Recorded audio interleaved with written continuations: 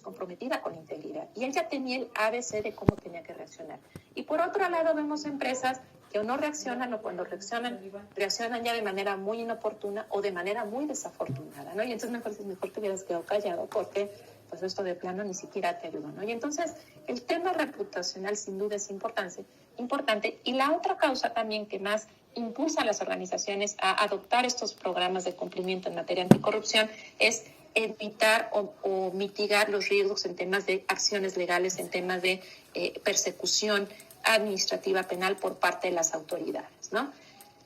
Les voy a dejar aquí algunos temas de los programas de integridad, como vienen establecidos en la Ley General de Responsabilidades Administrativas, pero me quiero centrar en este cuadro en donde tenemos un comparativo de los compromisos que se están adoptando desde el TEMEC en el capítulo anticorrupción, los programas de integridad que prevén la Ley General de Responsabilidades Administrativas, en donde ya en un checklist nos dice, a ver, tienes que tener un manual de organización, tienes que establecer cadenas de mando específicas, tienes que acreditar un liderazgo desde la organización con este programa de integridad, un código de conducta, sistemas adecuados y eficaces de control, vigilancia y auditoría, tienen que ser estos controles periódicos, sistemas adecuados de denuncia, el tema de los canales de denuncia que tienen que tener todas las organizaciones, los procesos disciplinarios establecidos también, porque si ya algún empleado vulneró este sistema, bueno, pues tienes tú también que reaccionar y tienes que haberle dicho al empleado claramente, desde tu reglamento, desde tu código de conducta, oye, para mí es importante que no generes actos de corrupción porque a mí me impacta. Ahora, ¿lo vas a hacer? Bueno, pues vas a tener ciertas consecuencias. Y todo esto es parte de tu sistema. Sistemas y procesos adecuados de entrenamiento y de capacitación y también de contratación, evitando siempre la contratación de funcionarios públicos que eventualmente te puedan suponer una ventaja competitiva o una competencia desleal respecto de tus competidores, ¿no? Y son mecanismos, que aseguren en todo momento la transparencia y la publicidad de estos sistemas, y son cosas que a lo mejor ni siquiera nos planteamos, ¿no? O sea, muchas veces a lo mejor tenemos contratado a un funcionario público, lo cual ya nos representa una contingencia y ni siquiera lo sabemos, ¿no? ¿Por qué? Bueno, pues porque no se sigue una metodología, porque a lo mejor tenemos nuestro código de conducta que nos habla de ciertos valores, pero no establecemos esto que nos decía el Código de Ética del Consejo Coordinador Empresarial, una metodología, una estrategia que te permita acciones específicas que efectivamente te lleven a donde quieras tú, a tus objetivos antisoborno, ¿no? O sea, que efectivamente te permitan llegar ahí y madurar en estos objetivos y estarlos cada vez ser más y más ambiciosos, y que cada vez tu sistema de gestión antisoborno esté mucho más socializado. Y entonces en este esfuerzo, cuando se baja de la ley estos programas de integridad, que además sirven para atenuar sanciones, al igual que los programas de cumplimiento a nivel federal en el tema penal, bueno, cuando se baja, Función Pública genera un modelo de manual de integridad y vemos que es básicamente la copia de la ISO 37001, ¿no? Y entonces, pues tenemos esta ventaja en donde, pues claro, al final, pues las normas ISO ya están muy hechas, tienen cierta metodología, tienen ahora esta estructura de alto nivel en donde el compromiso y liderazgo tiene que partir desde el órgano de gobierno, desde la alta dirección, para que realmente sean normas que permeen en donde dentro de la organización, ¿no? Y entonces vemos este comparativo que es muy gráfico y a mí me gusta mucho enseñarlo, porque te das cuenta cómo, pues, desde el número 2 tienes propósito, alcance y usuarios, ¿no? Que es básicamente el tema de los objetivos, términos y definiciones, contexto de la organización, que es toda la parte de identificación, análisis y evaluación de riesgos, la parte de liderazgo y compromiso de la organización, la planificación y operación, recursos y apoyo, que es básicamente lo mismo, que es cómo vas a dotar a tu sistema, verdaderamente cómo lo vas a apoyar, con recursos económicos, con recursos tecnológicos, con recursos humanos, con recursos materiales. La parte de evaluación del desempeño, que y la parte de mejora continua, ¿no? Que es esta parte de auditoría, de corrección de no conformidades porque no se cumplen con los requisitos o hubo alguna desviación, ¿no? Y entonces vemos cómo la norma, junto con los programas de integridad que bajan mucho de lo que ya habla el TEMEC, finalmente convergen y tenemos la posibilidad que a través de una metodología que nos da la norma ISO 37001, bueno, podamos dar este cumplimiento a a los programas, a los compromisos de TEMEC, ¿no? Ahora, esta norma es una norma que aplica para cualquier sector, el sector público, el sector privado, el sector sin fines de lucro. Ya hay algunas dependencias estatales y federales que han buscado la implementación de la norma, que ya tienen su certificado. En algunos casos los alcances son, desde mi punto de vista, pues poco ambiciosos, ¿no? O a veces no están encaminados ese alcance a la parte sustantiva del servicio público que generan cierto número de dependencias, ¿no? Pero también dentro del ámbito privado se empieza a ver pues las bondades de esta norma, ¿no? A nivel de contratación pública, y en algunos estados también, el que se cuente con la certificación de la norma ISO supone un puntaje pues más benéfico, porque también supone pues que hay este compromiso, ¿no? Ahora, esta norma pues, habla del soborno en este aspecto, tanto implicando un soborno activo, un soborno pasivo, el soborno entrante, el soborno saliente desde la organización, y aquí es muy importante porque a veces vemos el soborno nada más como van a corromper a mi empresa o yo puedo corromper a alguien, ¿no? Y muchas de las veces lo que hemos visto es que pues, hay distintas formas de que se geste el soborno, y no necesariamente es desde un empleado, sino que puede ser también a través de nuestros socios de negocio, a través de nuestros delegados, de nuestros representantes, de nuestros intermediarios, porque recordemos aquí el quid para imputarle responsabilidad administrativa o penal a la organización por un tema de soborno es que la conducta corrupta haya sido en beneficio, en provecho, en representación o con las herramientas que te da la organización. Y entonces, aquellas empresas que piensan que tercerizando a lo mejor el pago de un soborno, con eso ya están limpias, bueno, pues no. La realidad es que la ley también ya contempla esos supuestos, en donde incluso se habla de un soborno directo e indirecto, ¿no? Y hablamos del soborno como cualquier beneficio, no solo el beneficio económico, sino distintos beneficios como, oye, ya ve que ya te pagué el seguro, ya pagué tu tarjeta de crédito, ya te compré una camioneta padrísima que vas a poder usar como si fuera tuya, aunque no esté tu nombre, ¿no? Todo eso supone riesgos de soborno que la organización tiene que identificar, tiene que valorar, tiene que evaluar y eventualmente tendrá que determinar y planificar cuáles son los controles que tiene que establecer para que ese riesgo esté correctamente mitigado. Estos sistemas de gestión, determinan los riesgos de soborno asociados con las actividades de cada organización para poner controles para su prevención, establecen controles, políticas de más acciones para gestionar riesgos de soborno. Esto considerando el contexto de la organización, que esto es súper importante. La piedra angular del sistema de gestión antisoborno es la evaluación de riesgos que se hace. Y aquí muchas de las empresas se nos pierden mucho cuando nos ha tocado ir a auditar. En algunos casos hemos visto cómo los análisis de riesgo están súper mal hechos. O únicamente, en algunos casos, por ejemplo, tenemos empresas que a lo mejor el 40% de su operación es con gobierno y ni siquiera tienen mapeado el riesgo de su vínculo con gobierno. Con otras autoridades, o sea, hay autoridades que son de cajón, el SAT, Secretaría del Trabajo, Protección Civil, verificaciones. O sea, dependiendo del giro del negocio, tenemos que empezar a identificar cuáles son los riesgos que nos genera nuestra actividad, cuáles son los riesgos que nos generan nuestras partes interesadas, y todo eso tiene que ir identificando, evaluando y eventualmente mitigando, ¿no? Garantiza la conciencia de los riesgos, que esto es súper importante, insisto, porque a través de este análisis de contexto interno, análisis de las necesidades y las expectativas de las partes interesadas, eso le da mucha luz a la empresa de dónde están los riesgos de soborno, dónde se le pueden presentar, y eventualmente la norma te dice, lo tienes que hacer así, y no te dice, tienes que hacer esto, pero tú como organización, de acuerdo a tu modelo de negocios, podrás determinar cuál es el control que mejor te va a funcionar para mitigar ese riesgo de soborno.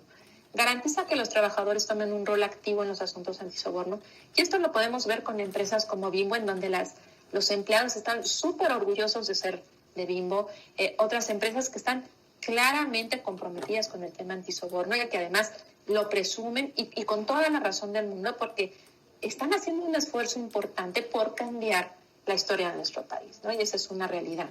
Mejora la capacidad para responder a problemas de cumplimiento legal, porque también la norma tiene esta parte de documentación, ¿no? O sea, ciertos requisitos de norma tienes que documentarlos. ¿Esto qué supone? Pues que te permite como organización, ya dentro de un procedimiento, pues tener documentado cierto proceso o cierto requisito que te pide la norma, como es el tema de formación, como es el tema de tu política antisoborno, en donde si eventualmente llegara la autoridad a cuestionarte, tú ya tienes todo perfectamente documentado, en donde ya generaste una trazabilidad de todas estas obligaciones y del cumplimiento de las mismas. Entonces es únicamente bajar la información documentada y básicamente exhibirla a la autoridad si es que tuvieras algún tema legal, ¿no? Entonces esta norma te permite eso. Reduce los costos por acciones de corrupción dentro de la organización, de interrupción de operaciones y de tiempo de actividad. Esto es muy importante porque a veces una vez que es súper exagerada. Bueno, ¿qué harías tú como empresa si te inhabilitan? Y el 90% de tu operación es con gobierno. ¿O qué harías tú con tu empresa si de pronto te clausura? Y tú tienes, tu modelo de negocio es venta al público y tienes tus locales cerrados. Bueno, por eso hablamos también de un tema de continuidad, de un tema de bajar los costos. Muchas de las veces cuando hablamos de los sistemas de gestión antisoborno, como hablamos de la parte preventiva y no de la parte reactiva, pues el empresario dice, esto me va a costar dinero, esto es prevención, ¿y qué pasa si no se da? Y entonces yo ya estoy tirando dinero a la basura. Y la verdad es que el tema de contexto y el tema de evaluación de riesgos nos ayuda mucho a cuantificar cuánto te costaría, no solo a nivel económico por una sanción, sino a nivel reputacional, a nivel operativo también. ¿Cuánto le cuesta a la empresa el estar inmersa en un proceso judicial o en un proceso administrativo por un tema de soborno, ¿no? Y esto es algo que también te permite la norma a través de todo este primer capítulo de contexto y de evaluación de riesgos. Brinda reconocimiento, bueno, a nivel reputacional. Tenemos empresas ya muy hechas en donde ya sabemos, esta empresa, yo compro ahí o yo como ahí porque yo como en este restaurante porque sé que tiene esta parte de apoyo a los microempresarios de Oaxaca, ¿no? Y no te importa pagar un poquito más porque ya relacionas esa empresa con cierta reputación de responsabilidad social. Lo mismo pasa con el tema de integridad, ¿no? Y evalúa y mejora el desempeño del sistema de gestión porque tiene esta parte de mejora continua, de evaluación del desempeño, en donde constantemente el sistema tiene que estar auditándose y tiene que estar actualizándose y corrigiéndose, ¿no? Los requisitos de norma es un poquito lo que ya platicábamos, la parte de contexto de la organización que viene de la mano con el tema de evaluación de riesgos, la parte de liderazgo, la norma contempla. Esto me lo voy a pasar porque quiero que hagamos este diagramita. La parte de contexto, que es toda esta parte de necesidades, expectativas de partes interesadas, la evaluación de riesgos. Con ello tendríamos ya un mapa de riesgos que nos permitiría priorizar cuáles son los riesgos que sí puedo mitigar y cuáles son los que de plano no, porque también es una realidad que muchas de las empresas se enfrentan a modelos de corrupción en sus entidades, en donde a veces es muy difícil generar una dinámica diferente, ¿no? Pero están preparados para mitigar ciertos riesgos y poco a poco el modelo se va socializando más, va mejorándose, se va actualizando y eventualmente tienes el cumplimiento de los objetivos antisoborno de la forma pues, que quisieras, ¿no? En la parte de liderazgo y compromiso, bueno, la norma nos habla de 3 funciones importantes, ¿no? Tiene que estar involucrado y comprometido con el sistema, el órgano de gobierno, que más o menos es pues el Consejo de Administración, el Consejo de Accionistas, el presidente del Consejo de Administración, ¿no? El órgano directivo, que normalmente dentro de la norma se identifica como alta dirección, ¿no? Que son los directivos. La función de cumplimiento, que es propiamente lo que conocemos como el oficial de cumplimiento, que no necesariamente tiene que ser unipersonal, puede ser un órgano no colegiado. Aquí hay algunas empresas que prefieren comités de integridad o comités de ética o comités anticorrupción y bueno, se vale porque la bondad de esta norma es que no te dice cómo tienes que hacer las cosas, te dice qué tienes que hacer y de la forma en que tú lo hagas, bueno, tiene que ser también acorde pues a las necesidades, al tamaño, a la forma de operación de la organización, ¿no? Tienes la parte de planificación en donde ya tienes la evaluación de riesgos, ya sabes dónde están tus riesgos. Bueno, pues ahora tienes que establecer cuáles son esas acciones para mitigar esos riesgos que va a echar a andar la organización, ¿no? Esto pues supone también que te establezcas ciertos objetivos de la mano con la política que desde el órgano de gobierno tiene que salir, ¿no? Y esta política, lo básico es que tiene que prohibir el soborno, tiene que establecer los objetivos antisoborno, tiene que establecer cuáles van a ser, quién va a ser la función de cumplimiento, le tiene que dar cierto carácter, cierto liderazgo a la función de cumplimiento también, pues para que la gente dentro de la organización se lo tome en serio, y la tiene que dotar de recursos, ¿no? Y tiene que establecer también promover la generación de inquietudes, este tema de canal de denuncias, y también decirle dentro de la política a sus empleados y a sus socios de negocio que para ellos es importante escucharlos y es importante que utilicen el canal de denuncias cuando ellos consideren que pudiera haber habido una vulneración del sistema, ¿no? Bueno, entonces viene esta parte de planificación en donde se establecen todas las acciones, la parte de soporte y apoyo, que son todos estos recursos que se le va a dotar al sistema, pues para que el sistema ya se eche a andar. La parte de formación, que es básicamente pues la capacitación, el entrenamiento que se le tiene que dar no solo a tus empleados, sino también a tus socios de negocios respecto de esta política, respecto de tus objetivos, respecto de los controles que tienes implementados, ¿no? Porque también muchas de las veces a los socios de negocios hay que explicarles, oye, ya entré en este mood anticorrupción, bueno, tengo estos procesos de debida diligencia, y si a lo mejor antes teníamos una relación de negocios de hace 20 años y tenemos mucha confianza, pues ahora necesito tener un control, porque también los socios de negocios me pueden representar un riesgo. Y entonces esos controles están de la mano con procesos de debida diligencia que ya tiene la organización establecidos, en donde, bueno, pues le vas a dar también mayor seguridad a la organización respecto de con quién está haciendo negocios o a quién está empleando, con quién se está relacionando, ¿no? La parte de competencia, que es básicamente, bueno, que también hay ciertos roles y responsabilidades, entonces estas personas que desempeñen esos roles y responsabilidades dentro del sistema, bueno, pues tienen que tener la debida competencia, ¿no? Podemos tener, no es el oficial de cumplimiento, a ver, tráete al pasante o a ver, sácate al asistente y que sea ella o él el que tenga la función de cumplimiento, sino que tiene que ser una persona que tenga la competencia necesaria, la formación para poder echar a andar este sistema. La parte de información documental, que ya lo platicábamos, y la parte de comunicación, que es, bueno, a ver, ¿qué tengo que comunicarle? ¿A quién se lo voy a comunicar? Tengo que avisarles a mis socios de negocios que tengo un código de conducta, que les voy a pedir que se acojan a mi código de conducta, que les voy a pedir que si no tienen ellos un código de conducta, bueno, pues que firmen mi política, que suscriban mi política, ¿no? Y todo eso van a ser procesos y controles que van a estar debidamente documentados dentro de este sistema.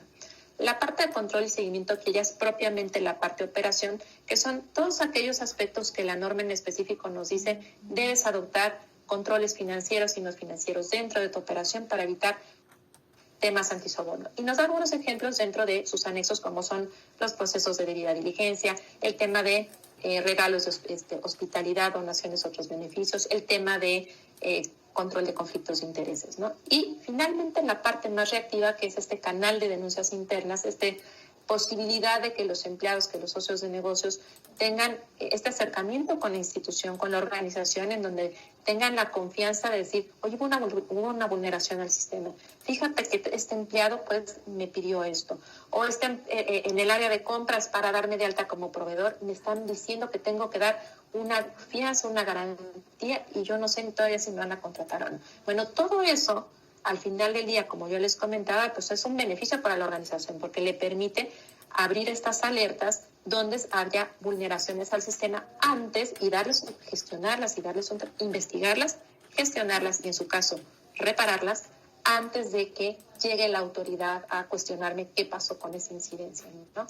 Y entonces tenemos también esta parte de investigación y gestión del soborno, que es propiamente pues los protocolos de investigaciones internas que tienen que tener las organizaciones, que a veces no los tomamos en cuenta, pero es muy importante, porque muchas de las veces puedes tener a lo mejor la confesión de tu empleado, pero resulta que pues esa confesión fue obtenida violentando derechos humanos, ¿no? Porque también, aunque sean investigaciones internas y procesos internos, hay que respetar derechos humanos, ¿no? Y entonces para ello es importante contar con estos protocolos que le digan a la función de cumplimiento o a quien vaya a estar a cargo de la investigación, bueno, cómo lo tienen que hacer, de tal forma que la obtención de esos hallazgos, de esas evidencias, de esos datos de prueba para el tema penal, bueno, pues sean efectivamente pues documentos o pruebas que eventualmente puedan ser presentados ante un proceso y que no nos vayan a cuestionar su nulidad o la violación, una prueba o la ilicitud por una violación a derechos humanos, ¿no?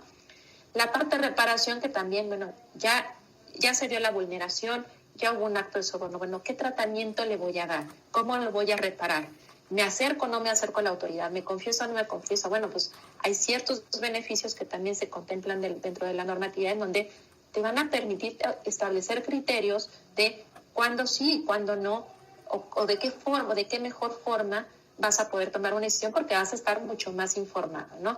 ¿Quieres o no quieres acceder a una atenuación? Oye, si eres el primero, pues tienes una atenuación mayor, tienes un mayor beneficio. Oye, reputacionalmente no me gusta. Bueno, entonces, toda esa parte es lo que te tienes que plantear dentro del sistema de gestión en la parte de gestión del soborno y reparación de estas vulneraciones de soborno que se puedan dar dentro de las organizaciones. El tema de evaluación del desempeño, que ya lo hemos venido platicando, que es precisamente, bueno, yo ya tengo mi sistema, ya tengo mis manuales, ya establecí mis controles, ya formé a mis empleados, ya también comuniqué mi política antisoborno a mis socios de negocios, a mis partes interesadas, tengo roles y responsabilidades perfectamente definidos, tengo procesos que me ayudan a establecer controles financieros y no financieros. Muy bien, bueno, ese sistema tiene que ser dinámico. Ese sistema, si cambia la ley, ese sistema, si se da una incidencia, si hay inquietudes donde me digan, oye, operativamente este control a mí no me está funcionando, bueno, pues hay que corregirlo, porque tampoco se trata de que el sistema de gestión sea una monserga. El sistema de gestión, y por eso creo que es una de las cosas que nos gustan de las normas ISO, es que te dicen qué tienes que hacer, pero no cómo hacerlo, el cómo tú lo vas a decidir. Y entonces no son sistemas inamovibles en donde la formación va a ser siempre la misma del código de conducta, ¿no? Que haces, a ver, enséñame la formación que diste.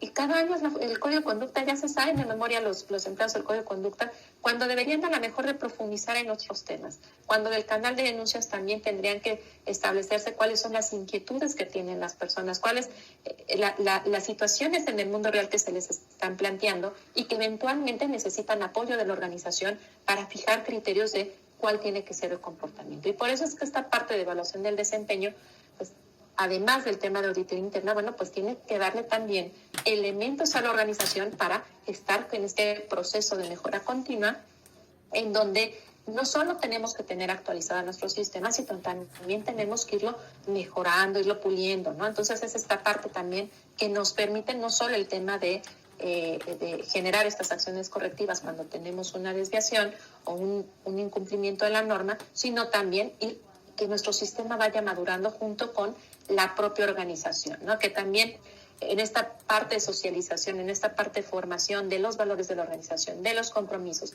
de la política, bueno, pues nuestro sistema vaya evolucionando, ¿no? Aquí les dejo algunos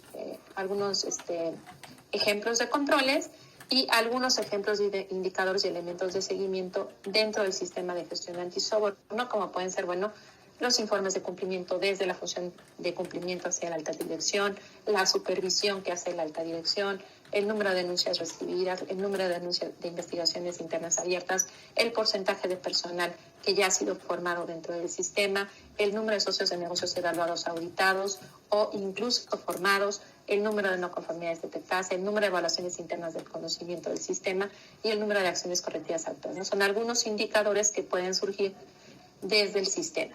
Y bueno, finalmente las ventajas que ya las hemos ido platicando, desde nuestro punto de vista, pues la norma ISO te da una ventaja competitiva, te permite diferenciarte de tus competidores, ¿no? Porque empiezan a asociar tu organización como una empresa comprometida, como una empresa ética, como una empresa íntegra, y eventualmente eso va a generar un valor y una reputación que en algún punto lo vas a poder cuantificar, ¿no? Lo vas a poder capitalizar. Ofrece un proyecto sostenible y socialmente responsable porque, bueno, pues ahí les encargo todas las empresas que están ahorita problemadas y que conocemos de ellas, pues cómo están los empleados cuando saben que a lo mejor el presidente o el dueño de la organización está en la cárcel o lo está con un pie en la cárcel o está vinculado a proceso, ¿no? Obviamente, pues el afrontar un proceso judicial o un proceso administrativo que ponga en la mira o ponga dentro del ojo de huracán nuestra organización, eventualmente nos va a perjudicar a nivel reputacional y en algunos casos también recordemos que pues todos los procesos tienen estas medidas cautelares y dentro de estas medidas cautelares que se pueden aplicar a las organizaciones son estos que ya platicábamos, no a nivel de sanción, sino a nivel de medida cautelar dentro del procedimiento o en lo que dura el procedimiento, como pueden ser clausuras, suspensiones y demás, que claro que tienen un impacto muy importante dentro de la operación de la organización. reduce propiamente los riesgos de soborno porque te permite identificarlo. Si yo no tengo identificado un riesgo, pues difícilmente voy a poder mitigarlo, ¿no? Y entonces aquí un poco el tema que platicábamos de la importancia de la evaluación de riesgos, que se haga realmente de forma exhaustiva, viendo no solo la parte de, a ver, no, yo soy súper ético y yo desde mi organización confío mucho, mis empleados llevan muchos años conmigo. Bueno, sí, pero esa organización a lo mejor tiene esa fortaleza, pero está vulnerable a otros aspectos. A lo mejor sus socios de negocio es su mayor riesgo, a lo mejor algunos de sus empleados son su mayor riesgo, algunos de sus proveedores, ¿no? Y entonces es ahí donde tenemos que, pues, hacer este análisis de riesgos, hacer esta evaluación de riesgos para que sobre ya esta base del riesgo residual que tiene mi organización, pues empezar a establecer cuáles son las tareas, las acciones, los controles que voy a establecer para mitigar esos riesgos que ya tengo detectados. Y la última, bueno, pues es que sirve como medio de defensa ante autoridades administrativas y penales, ante judiciales, porque, bueno, pues nos da esta parte de información documentada, esta obligación de generar trazabilidad del propio sistema y que eventualmente puede ser también exhibido dentro de un proceso judicial como una evidencia de que tengo un sistema de gestión antisoborno que es funcional, que es eficaz, que está socializado y que eventualmente me puede permitir acceder a ciertos beneficios, atenuaciones en las sanciones. Porque recordemos que al final del día, pues, no vamos a poder evitar el soborno o el riesgo de soborno, pero sí podemos mitigarlo, ¿no? Y esta parte de este programa, este sistema de gestión del soborno, pues es lo que nos permite tener esta posibilidad de documentar nuestro sistema y generar evidencia suficiente y competente para que eventualmente la misma pueda ser exhibida en un procedimiento judicial administrativo. Y bueno, otra de las cosas de esta norma, de sus bondades, a diferencia de muchas otras en materia de cumplimiento, como es algunas normas que hay en otros países como cumplimiento normativo para temas de gestión tributaria, para temas penales, es que esta norma se puede certificar. AINOR, bueno, pues obviamente es un organismo certificador que puede apoyar a todas las organizaciones con esta certificación. Es una certificación que tiene una vigencia de 3 años con auditorías de seguimiento anuales y en donde, bueno, pues eventualmente, pues quien tiene su certificado, claro que lo presume, porque además sí es un esfuerzo importante que se hace desde la organización el tener este sistema de gestión ya socializado, ¿no? Entonces, algunos organismos piden que también este sistema, muchas veces las organizaciones, a mí dame el certificado y luego me lo implementan, no, pues así no funciona, ¿no? Entonces, organizaciones serias como AINOR, pues lo que piden es que este sistema de gestión antisoborno, bueno, lo dejes madurar algunos meses, algún tiempo también, para que cuando llegue la auditoría de certificación, bueno, pues ya también la empresa esté en condiciones de atender esta auditoría y tenga evidencia necesaria para que los auditores puedan, pues, darles el ok de la certificación, ¿no? Entonces también esto es importante que lo tomemos en cuenta, porque a veces queremos implementaciones de fast track, ¿no? Implementaciones de 15 días, pues no, esto así no se socializa, ¿no? Ni siquiera te va a dar tiempo para hacer un análisis de riesgo serio o análisis del contexto de la organización. Entonces sí es importante que tomemos en cuenta esto y todos los requisitos de la norma, pues obviamente pues, se tienen que cumplir para poder obtener la certificación. Bueno, pues muchas gracias. Esto sería todo de mi parte. No sé si gusten, no sé el tiempo, ya creo que ya me comí un poquito el tiempo de la sesión, pero si gusten pues empezar con la sesión de preguntas y respuestas. Muchas gracias, maestra Claudia. Vamos a abrir el chat desde el inicio del webinar. Está habilitado. Por aquí ya nos están haciendo llegar un par de preguntas, entonces vamos a comenzar con ellas. Nos preguntan, ¿cuál es la formación recomendada para ser oficial de cumplimiento? Pues mira, creo que por lo menos el oficial de cumplimiento, o sea, no puede ser todólogo, pero sí creo que tiene que estar empapado de sistemas de gestión y de la parte de cumplimiento legal, ¿no? Aquí hay toda una lucha entre los que son oficiales de cumplimiento, los que son abogados. Muchas de las veces hubo este malentendimiento, ¿no? Porque sonaba cumplimiento normativo y entonces pues el apto para ello era el abogado, y la realidad es que los abogados no sabemos de sistemas de gestión, tenemos que formarnos, ¿no? O sea, tenemos que empezar a entender este tema de la evaluación de riesgos, tenemos que formarnos mucho en ese ese tema porque no tenemos realmente, o sea, la carrera de Derecho no te da esas aptitudes y es formación que tienes que generar de otra forma. Nosotros, mucha de esa formación la hicimos ahí en el máster de Castilla-La Mancha, pero también con AINOR, que tiene esta formación desde el entendimiento de los requisitos de la norma, como auditor interno. Hay también esta norma de sistemas de gestión, esta norma para análisis de riesgos, ¿no? O sea, que son, al final del día, muchas de ellas normas ISO, algunas únicamente guías, algunas normas de certificación, pero sí tienes que tener esta preparación. Y nosotros lo que hemos visto en algunas empresas es que son áreas de cumplimiento multidisciplinarias, ¿no? Y entonces tienes, en alguna ocasión que nos vinieron a ver unos españoles para una empresa que tienen aquí en México para un tema de consultoría, venían dos, ¿no? Venía el abogado, que veía propiamente la parte normativa, y venía el ingeniero, que era una mujer, la ingeniera, que ella veía la parte de los sistemas de gestión, ¿no? Porque también muchas de las veces como abogados, pues, dicen, hazme un control, pues si no tienes esta formación en sistemas de gestión, no lo vas a saber hacer.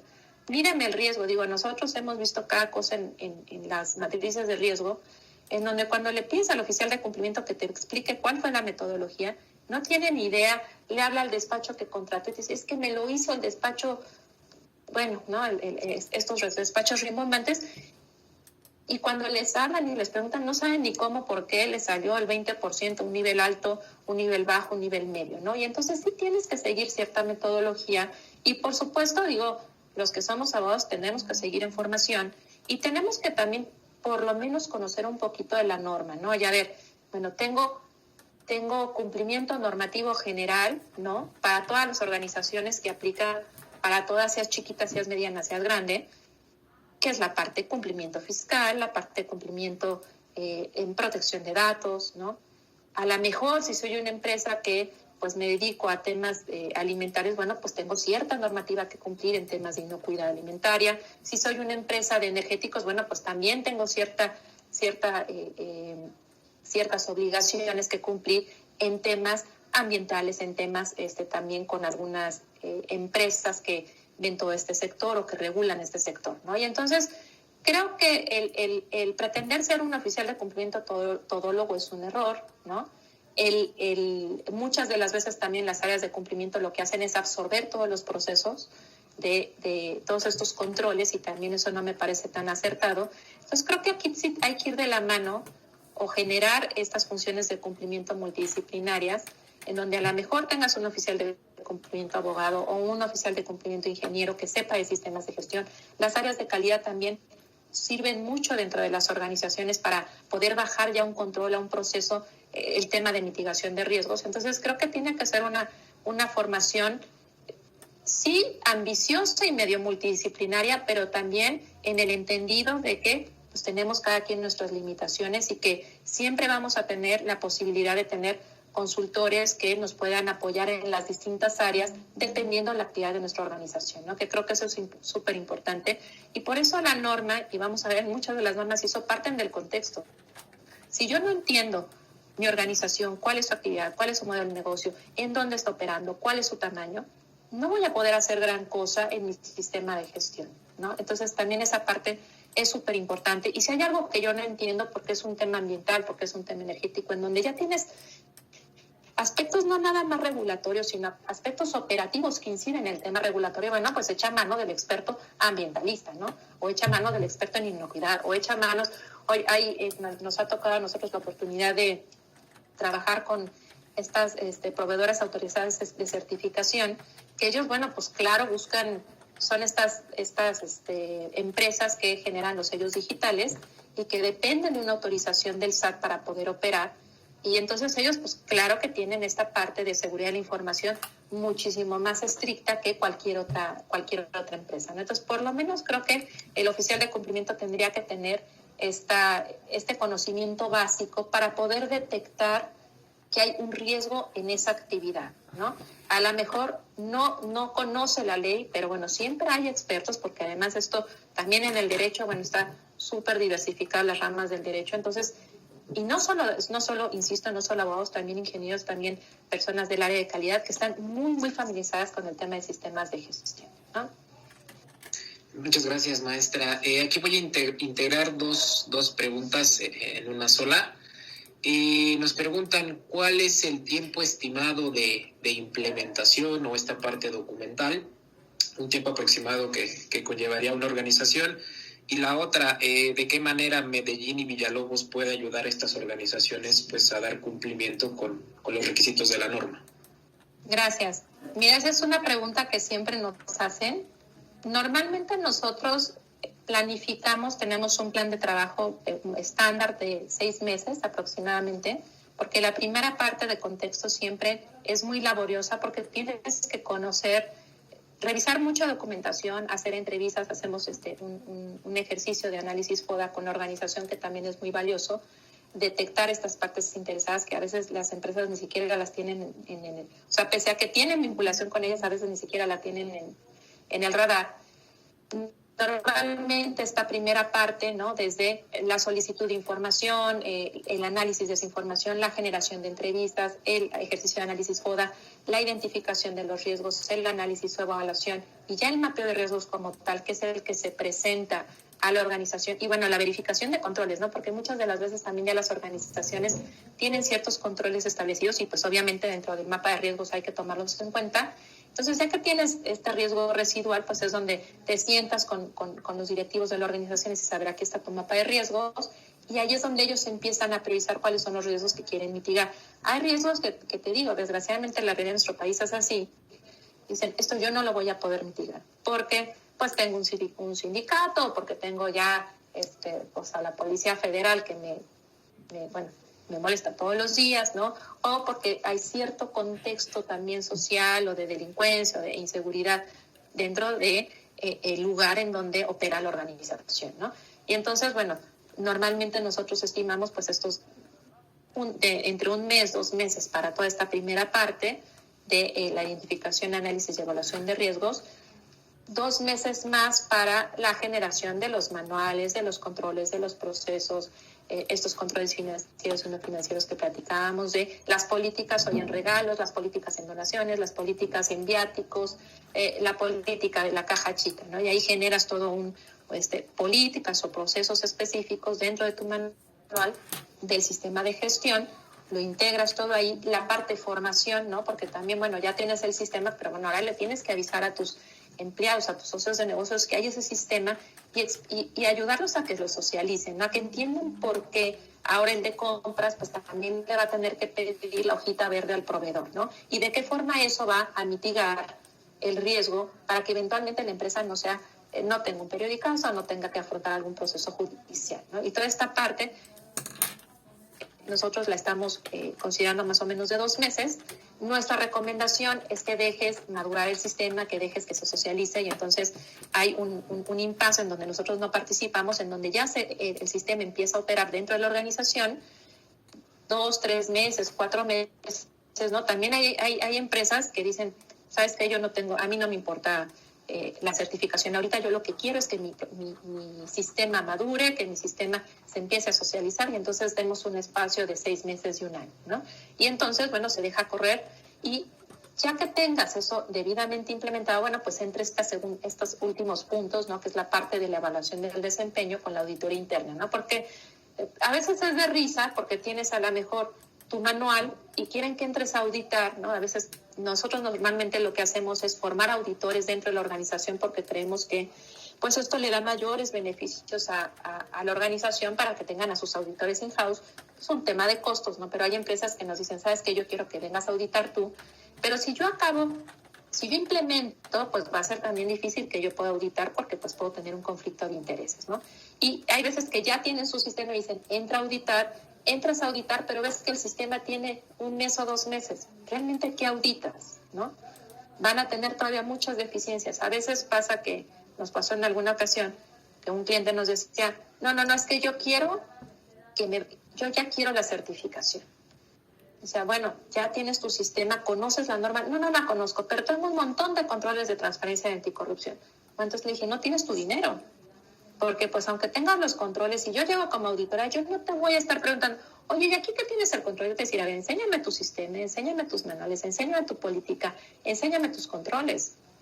yo no voy a estar un mes viendo a ver qué se te ocurre que tienes. Y entonces también a veces es dinero que tiran las organizaciones porque tienen esta prisa de generar su certificado cuando realmente el sistema ni siquiera lo tienen implementado, ¿no? Entonces también es importante pues que tengamos un poquito más de conciencia y que si realmente nos vamos a comprometer, que es aparte un requisito de norma, ¿no? Que las cosas se hagan, bueno, pues bien, ¿no? Que se permita esta maduración del sistema por lo menos un par de meses, 2, 4, 6 meses, para que después entre auditoría interna y tenga que auditar, ¿no?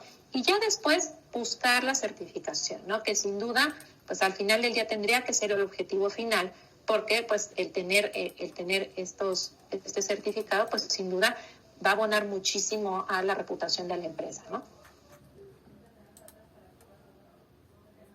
Perfecto, maestra. Aquí nos preguntan, bueno, esa pregunta yo la puedo responder. Nos preguntan que cuál es el periodo de evidencia requerido para enfrentar o obtener la certificación. AENOR, como organismo de certificación o evaluación de tercera parte, estamos solicitando un mínimo de 3 meses de evidencia de estar operando con el sistema de gestión al 100%, ya como lo comentó la maestra Claudia, pues que todo esté documentalmente ya operando, registros, procedimientos, documentos, por lo menos que se haya hecho un ciclo de auditoría interna, y todas esas evidencias son las que pide el auditor en la primera etapa, ¿no? Entonces, ese es el mínimo que se requiere previo a solicitar las auditorías de certificación. Y aquí también nos hacen otra pregunta, maestra. Dice, si nos interesa integrar esta ISO en la empresa, no creo que eso ya la había leído, perdón. Perfecto. Si una organización tiene algún otro sistema ya certificado, no sé, ISO 9001, ¿se puede integrar o alinear con algunos puntos de la 37? Sí, claro, por supuesto.